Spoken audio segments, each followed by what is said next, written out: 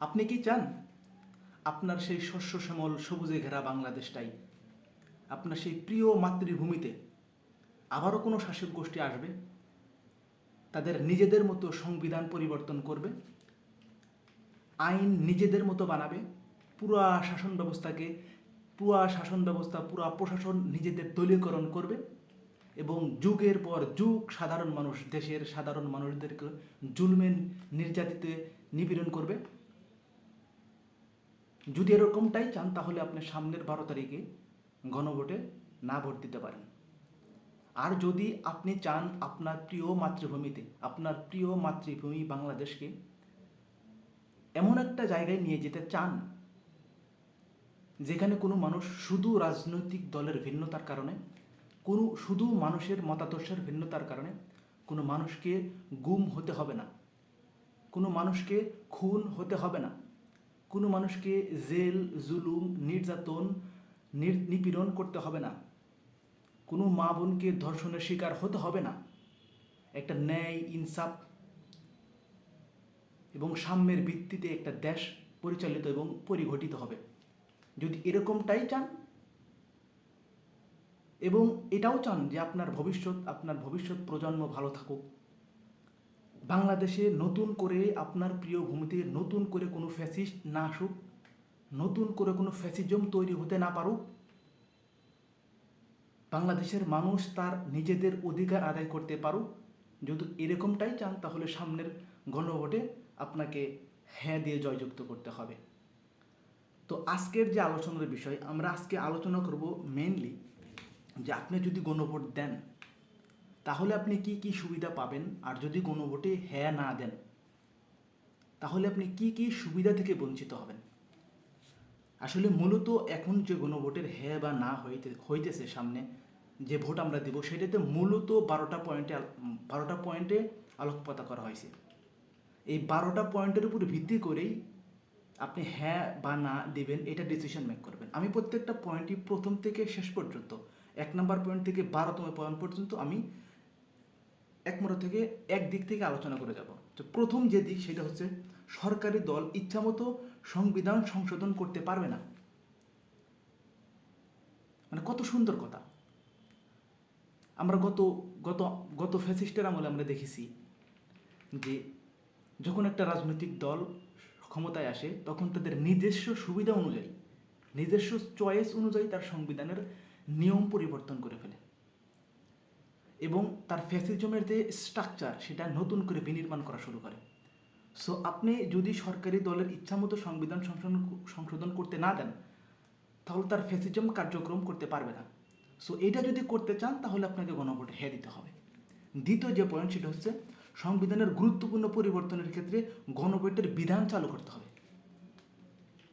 মানে আপনি যদি ফ্যাসিজম করতেই চান, জনগণের থেকে অনুমতি নিয়ে আপনাকে আবার ফ্যাসিজমে ঢুকতে হবে। নিজেদের ইচ্ছায় আবার ফ্যাসিজম ঢুকতে পারবে না।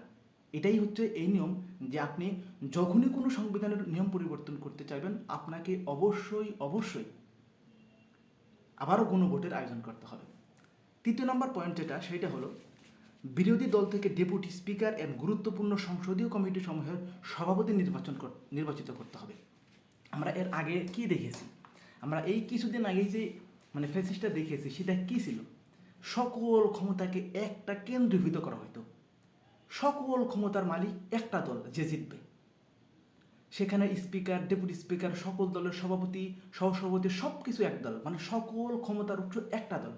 যখন সকল ক্ষমতার উৎস একটা দল বা ক্ষমতায়ন একটা সেন্ট্রালাইজড হবে, ডিসেন্ট্রালাইজড না হয় একটা সেন্ট্রাল পয়েন্টে কেন্দ্রীভূত হবে, তখন ওই দল নিজের ইচ্ছায় হোক আর অনিচ্ছায় হোক মানুষের উপর জুলুম করা শুরু করবে। সো মানুষ যেন কোনো একটা দল যেন মানুষের উপর নির্যাতন করতে না পারে, তার জন্যেই এই নিয়মটা করা হয়েছে। তারপরে যেটা সেটা হচ্ছে যত মেয়াদি হোক কেউ সর্বোচ্চ 10 বছরের বেশি প্রধানমন্ত্রী থাকতে পারবে না। আপনার যদি ইচ্ছাও হয় আপনি যুগের পর যুগ আপনি ফ্যাসিজমের যে কালচার সেটা রাখতে পারবেন না, আপনি মানুষের উপর যে জুলুম সেটা আপনি 10 বছরের বেশি করতে পারবেন না। তারপরে যেটা 5 নম্বর সেটা হচ্ছে সংসদের নারী প্রতিনিধিত্ব পর্যায়ক্রমে বাড়াতে হবে। আমরা সবাই বলি নারী অধিকার, নারী অধিকার, নারী অধিকার বাড়াতে হবে, নারীদের সম্মানিত করতে হবে, নারীদের সম্মানিত করতে হবে, আমরা সবাই বলি। আপনি যদি চান নারীদের সম্মানিত করতে, আপনার মা বোনকে সম্মানিত করতে, বা ক্ষমতার ভিত্তিতে, যোগ্যতার ভিত্তিতে কেউ সংসদে যাক, এটা যদি চান তাহলে আপনি গণভোটে হ্যাঁ দেবেন। তারপরে যেটা সেটা হচ্ছে ক্ষমতার ভারসাম্য প্রতিষ্ঠার জন্য পার্লামেন্টে একটি উচ্চ কক্ষ গঠিত হবে। এটা মারাত্মক নিয়ম একটা। আমরা স্বভাবতই এটা দেখি বা এটা জানি, যখন কোনো দল সংসদে সরকার গঠন করে, তাদের এমপি বা তাদের পার্লামেন্টারি যে সদস্য সেটার সংখ্যা বেশি থাকে। তো যখন সংখ্যায় বেশি থাকে তখন তারা নিজেদের ইচ্ছায় যে কোনো নতুন নিয়ম বা নতুন আইন প্রণয়ন করতে পারে, যেটা একটা জাতির জন্য ধ্বংস বা একটা জাতির জন্য জুলুম হতে পারে। এই উচ্চকক্ষ প্রতিষ্ঠা এমন একটা জিনিস যে যদি কোনো সরকার বা যদি কোনো দল সরকার গঠন করেও, তারপরেও জাতির জন্য যে গুরুত্বপূর্ণ ডিসিশনগুলো মেক করবে সেটা সর্বদলীয়, সকল দলের রিপ্রেজেন্টেটিভ যারা দলের নেতা আছে তাদের থেকে একটা অনুমতি বা তাদের থেকে একটা রিকগনাইজেশন লাগবে। আর আপনি যদি স্বভাবতই খারাপ কাজ বা জাতির জন্য খুব খারাপ কিছু করতে চান, তাহলে আপনাকে সর্বদলীয় সবাই আপনাকে অনুমোদন দিবে না। একটা জাতির অ্যাজ এ হোল কখনো খারাপ হতে পারে না। একটা গোষ্ঠী, একটা দল, একটা একটা কিছু অংশ একটা জাতির খারাপ হয়ে যেতে পারে, বা তারা জাতির জন্য খারাপ কিছু আনতে পারে, বাট পুরা জাতি অ্যাজ এ হোল জাতি কখনো জাতির জন্য খারাপ কিছু চাইতে পারে না। সো এই জন্য পার্লামেন্টারি যে উচ্চকক্ষ এটা খুব গুরুত্বপূর্ণ, যাতে যে কোনো নিয়ম বা সারা দেশের জন্য গুরুত্বপূর্ণ কোনো কিছু যখন অ্যাপ্লিকেশন করবে বা কোনো জিনিস যখন ইনভলভ করবে বা ক্রিয়েট করবে, সেটা যেন সকলের অনুমতি লাগে। সেজন্যই এই পার্লামেন্টারি উচ্চকক্ষ খুব গুরুত্বপূর্ণ। তারপরে সেটা হচ্ছে দেশের বিচার ব্যবস্থা স্বাধীনভাবে কাজ করবে। কত গুরুত্বপূর্ণ পয়েন্ট। আমরা কিছুদিন আগেই দেখেছি যে বিচার ব্যবস্থাকে আওয়ামী ফ্যাসিবাদের সময় বিচার ব্যবস্থাকে একদম দলীয়করণ করেছে। সেখানে একটা দল, একটা বিচারপতি বিচারপতি, প্রধান বিচারপতি থেকে শুরু করে সকল কিছু একটা দল নিয়োগ করেছে। স্বভাবতই যখন কোনো একটা দল কোনো একটা বিচারপতি নিযুক্ত করবেন, তখন ওই বিচারপতি অবশ্যই বায়াসড হবে। সে কখনো সেন্ট্রাল পয়েন্ট থেকে বা নিজের থেকে কখনো কোনো সঠিক সিদ্ধান্তে পৌঁছাতে পারবে না। দল যেটা বলবে তাকে সেটাই করতে হবে। সো বিচার ব্যবস্থা এমন করা উচিত যাতে ওই বিচার ব্যবস্থায় কোনো দলে হস্তক্ষেপ থাকবে না, তার একদম ইন্ডিপেন্ডেন্টলি ওয়ার্ক করবে। আর এটাই বলা হয়েছে গণভোটে হ্যাঁ। আপনি যদি গণভোটে হ্যাঁ দেন তাহলে এই বিচার ব্যবস্থা একদম স্বাধীন থাকবে। এখানে কোনো দল না, কোনো দল না, সে হোক বিএনপি, হোক জামাত, বা হোক যে কোনো পার্টি, তাদের কোনো এই বিচার বিভাগের উপর তাদের কোনো এখতিয়ার থাকবে না। যেটা বাংলাদেশের মতো একটা দুর্নীতিপ্রবণ মানুষের বা একটা দুর্নীতিপ্রবণ দেশের জন্য, যাদের টেন্ডেন্সি একটু সুযোগ পেলে 2 নম্বরই করা, তাদের জন্য এই পয়েন্টটা একটা সবচেয়ে গুরুত্বপূর্ণ পয়েন্ট হতে পারে। তারপরে সেটা হচ্ছে আপনার মৌলিক অধিকারের সংখ্যা, যেমন ইন্টারনেট সেবা কখনো বন্ধ করা যাবে না। হাসি পাইল কিছুদিন আগেই আমরা পলক সাহেব দেখলাম যে সারা বাংলাদেশে যখন হাজার স্টুডেন্ট ভাইদেরকে, আমাদের বন্ধু, আমাদের ছোট ভাই, আমাদের বড় ভাইদেরকে গুলি করে হত্যা করা হলো, তখন শুধু সারা বাংলাদেশ সহ সারা পৃথিবী যেন এই ক্রাইমটা দেখতে না পারে, তার জন্য পুরো নেটওয়ার্ককে বন্ধ করে দিল, সারা বাংলাদেশকে সারা পৃথিবী থেকে আইসোলেশন করে দিল। নেট এমন একটা জিনিস বর্তমান সময়ে নেট ছাড়া কোনো মানুষ কোনো জিনিস চিন্তাও করতে পারে না।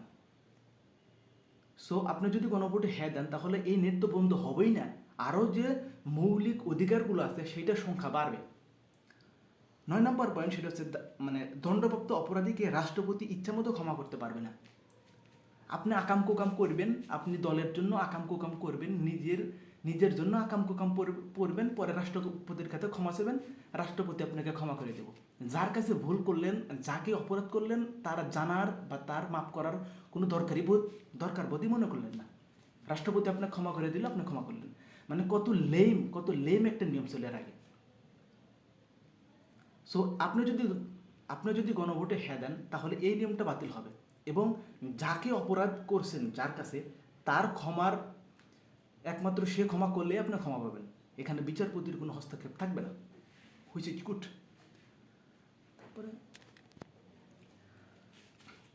10 নম্বর যে পয়েন্ট সেটা হলো রাষ্ট্রপতি ও প্রধানমন্ত্রীর ক্ষমতার মধ্যে ভারসাম্য থাকবে। কোনো একটা ব্যক্তির যদি সবচেয়ে বেশি ক্ষমতা হয়, সকল ক্ষমতা যদি একটা ব্যক্তিকেন্দ্রিক হয়, তাহলে সে নিজের ইচ্ছা ব্যতীতেও মানুষের ক্ষতি করবে। সো ক্ষমতা যেন ডিস্ট্রিবিউট থাকে, একটা মানুষের কাছে যেন সকল ক্ষমতা পুঞ্জীবিত না থাকে। সো কোনো একটা মানুষ, কোনো ব্যক্তি মানুষের যেন কোনো ক্ষমতা, সকল ক্ষমতার উৎস না হয়, সেজন্য এই নিয়ম করা হয়েছে যাতে রাষ্ট্রপতি এবং প্রধানমন্ত্রী কোঅর্ডিনেট করে কাজ করে। এর আগের বার আমরা কি দেখেছি, হাসিনা যদি রাষ্ট্রপতি চুপ্পুকে বলতো ওঠেন, সে উঠবে, আর যদি বলতো নামেন, সে নামবে। সো একটা রাষ্ট্রের অবস্থা যদি এইটা হয় যে রাষ্ট্রপতিকে একটা প্রধানমন্ত্রী উঠাবে, বসাবে এবং সে নিজে নিয়োগ করবে, তাহলে ওই দেশের রাষ্ট্রপতি দিয়ে কখনো দেশের এবং দশের ভালো কিছু হতে পারে না। সেজন্য এমন নিয়ম করানো হয়েছে যাতে ক্ষমতা রাষ্ট্রপতি এবং প্রধানমন্ত্রীর কাছে ইন্ডিপেন্ডেন্টলি আলাদা আলাদা থেকে ডিস্ট্রিবিউট করা থাকে, সেটা দেশের জন্য অবশ্যই ভালো। তারপরে হচ্ছে রাষ্ট্রভাষা বাংলার মর্যাদার পাশাপাশি অন্যান্য জাতিগোষ্ঠীর ভাষারও সাংবিধানিক স্বীকৃতি দিতে হবে। এটা এজন্য গুরুত্বপূর্ণ। আমরা দেখেন, আমরা যখন পাকিস্তানের সাথে যুদ্ধ করেছি, কী জন্যে? যে আমরা বাংলা বলবো, আমরা উর্দু বলবো না, কারণ বাংলা আমাদের মাতৃভাষা, বাংলা আমাদের ভালো লাগে। কেন? আমাদের ভালোই ভালো, আমাদের ভালো লাগাই ভালো লাগা, অন্যদের ভালো লাগা নয়।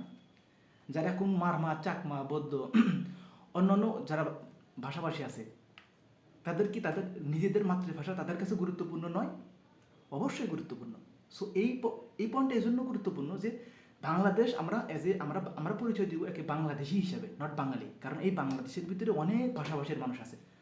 যদি আমরা শুধু বাঙালি বলি, সেক্ষেত্রে অন্য অন্য ভাষাভাষীর মানুষের জন্য সেটা কষ্টদায়ক হতে পারে, কারণ তারা বাংলাদেশি। সো আপনি যদি প্রত্যেকটা মানুষের অধিকারের দিকে খেয়াল রাখেন, তাহলে আপনার হ্যাঁ ভোট এজন্য দিতে হবে যাতে প্রত্যেকটা মানুষ ইকুয়াল সুবিধা পায়। তারপরে সেটা হচ্ছে 12 নম্বর যে পয়েন্ট, সেটা হচ্ছে তত্ত্বাবধায়ক সরকার, নির্বাচন কমিশন ও সরকারি কর্ম কমিশন PSC গঠনের সরকারি দল ও বিরোধী দল একত্রে কাজ করবে। 12 নম্বর পয়েন্ট, পুরা হ্যাবোর্ডের জন্য যদি একটা পয়েন্ট গুরুত্বপূর্ণ হয়, একটা পয়েন্ট সবচেয়ে বেশি গুরুত্বপূর্ণ যদি একটা পয়েন্ট হয়, সেটা হচ্ছে এই 12 নম্বর পয়েন্ট। আজকে হাসিনা হয়ে উঠলো কি জন্যে? আজকে হাসিনাই কেন হইল?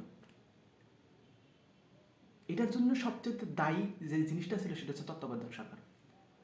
কোনো একটা দলের আন্ডার থেকে যদি নির্বাচন হয়, ওই নির্বাচন কোশ্চিন কালেও সুষ্ঠু হবে না। নির্বাচন বা ক্ষমতা এমন একটা জিনিস, এখানে যে আসে সেই ক্ষমতায়ন হতে চায়, সেই ক্ষমতা ছাড়তে চায় না। সো যে কোনো মূল্যে এনি কস্ট সে ক্ষমতা ধরে রাখবে। এটাই হয়েছিল এর আগে। সো তত্ত্বাবধায়ক সরকার বাংলাদেশের মতো দুর্নীতিপ্রবণ একটা দেশের জন্য কতটা গুরুত্বপূর্ণ সেটা আমরা হারে হারে টের পেয়েছি গত 3-4 টার্মে।